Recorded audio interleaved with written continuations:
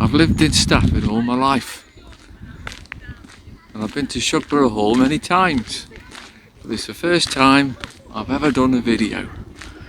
So sit back, have a cup of tea maybe, and enjoy.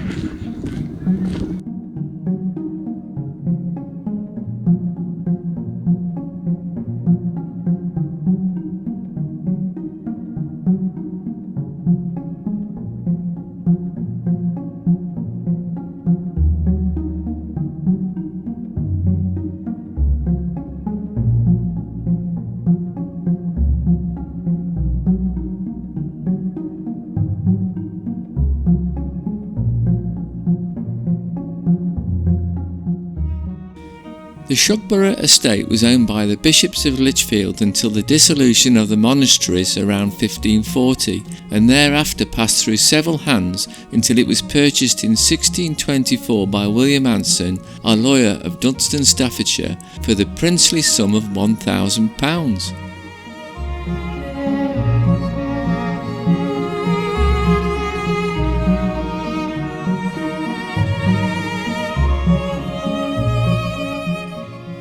In 1693, William Anson's grandson, also called William, demolished the existing manor house and constructed a 3-storey building which still forms a central part of the hall today. William's elder son, Thomas Anson, would further extend the house in the 1740s, adding 2 pavilions either side of the central block. It was Thomas's younger brother, Admiral George Anson, who funded the extensions using the great fortune he amassed as a renowned naval officer that had circumnavigated the globe in the 18th century.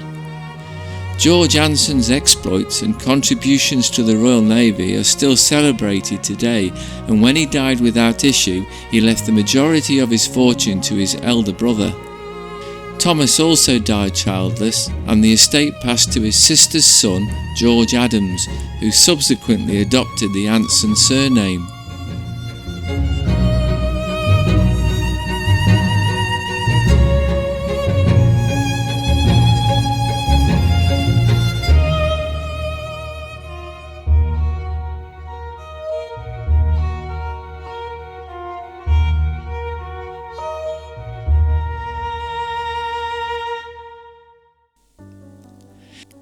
In 1806, George's son Thomas was created first Viscount Anson, and it was his son, the second Viscount, who was created first Earl of Lichfield in the coronation honours of William IV.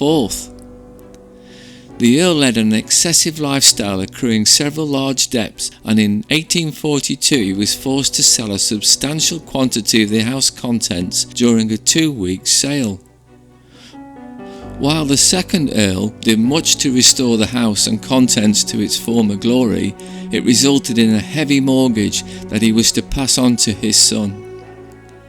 In 1831, the future Queen Victoria, then aged 13, visited Shugborough with her mother, the Duchess of Kent, as part of an extensive tour of the country.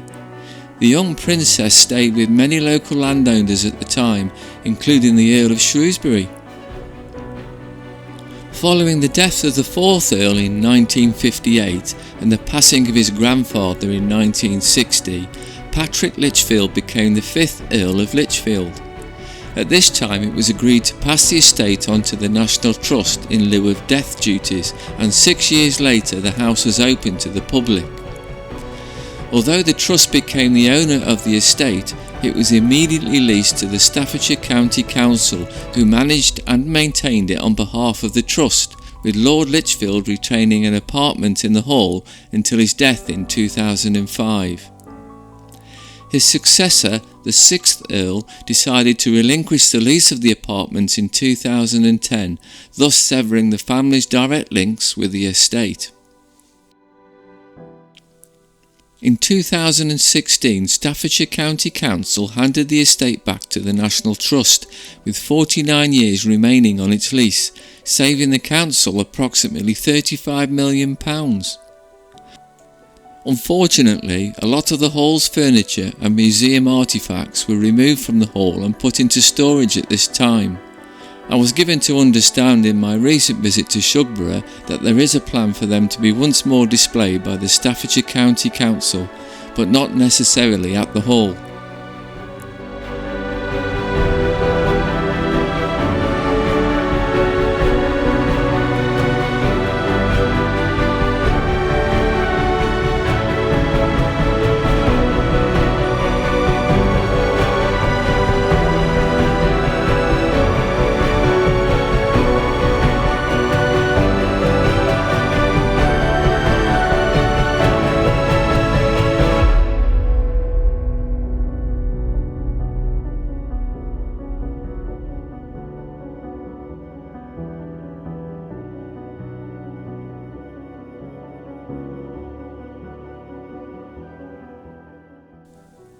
The several state rooms at Shugborough Hall, including the state dining room, the Anson room and the state bedroom that was occupied by Queen Victoria during her childhood visit, contain some of the most opulent and highly decorated interiors in the hall.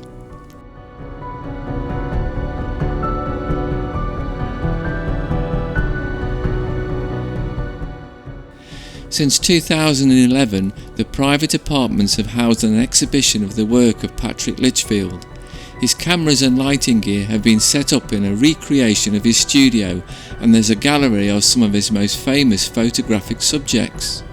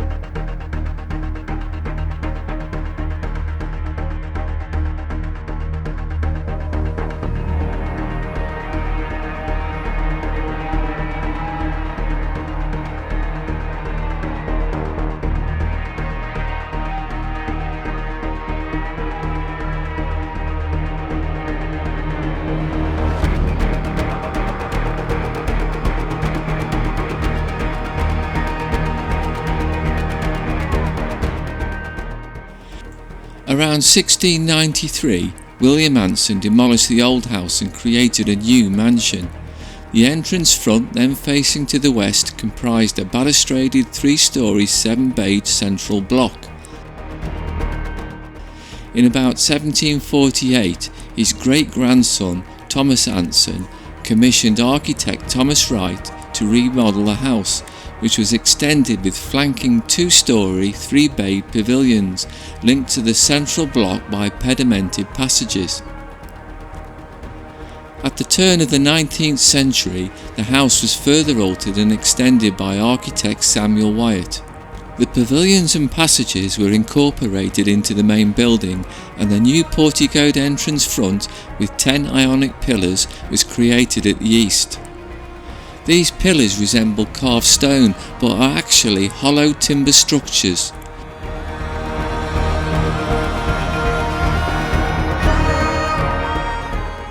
The hall as it's seen today is built in a neo-classical style and encased in slate, sanded to resemble stone.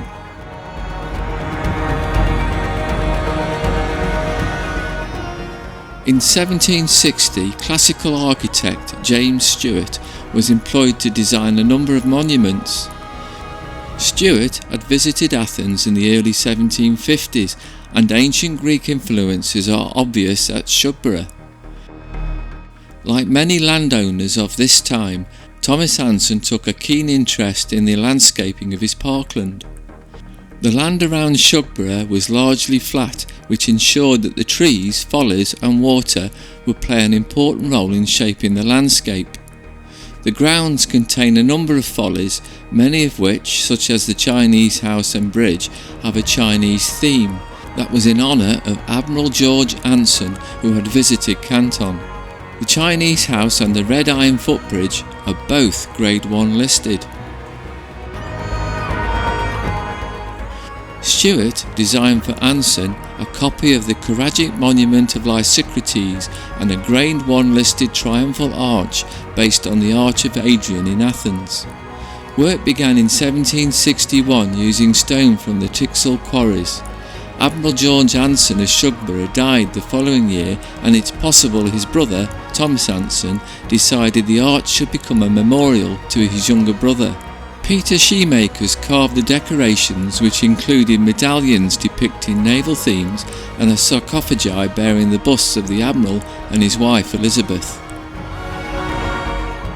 The Shepherd's Monument is a stone and marble folly that is engraved with intriguing inscriptions that became internationally famous through a 1982 published book. Some theories have suggested that they may even indicate the whereabouts of the legendary Holy Grail. Planned in 1845 and passing from east to west through the southern part of the park is the Trent Valley Line, where the railway continues discreetly under the landscape grounds through a 710 metre long Shugborough tunnel. Both entrances to the tunnel, built in 1847, are distinctly ornamental and are Grade 2 listed.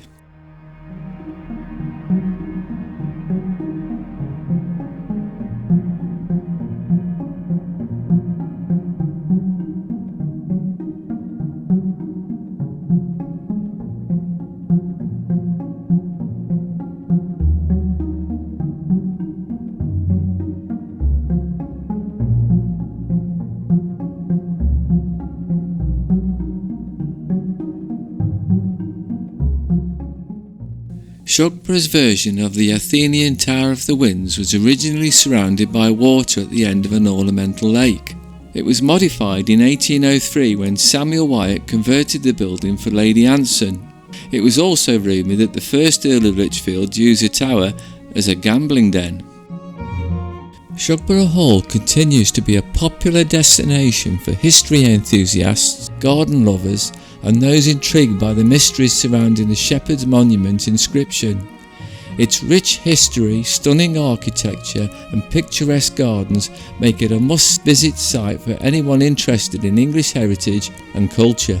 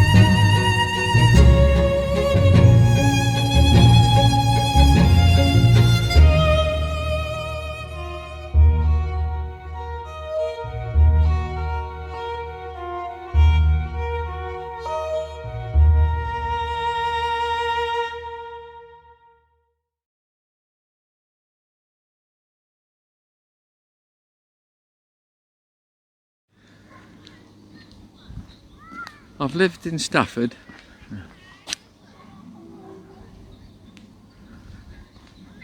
I lived on the doorstep of Shugborough Hall pretty much all of my life. I've never done a video here. So today,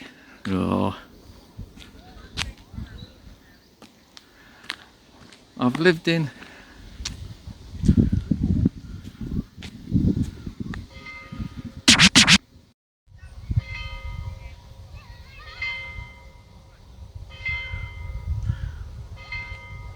I've lived on the doorstep of Shugborough Hall, pretty much. Shit. I've lived on the doorstep of Shugborough Hall all my life and never videoed it, so I thought I'd put that to rights. Hope you enjoy. Cheers.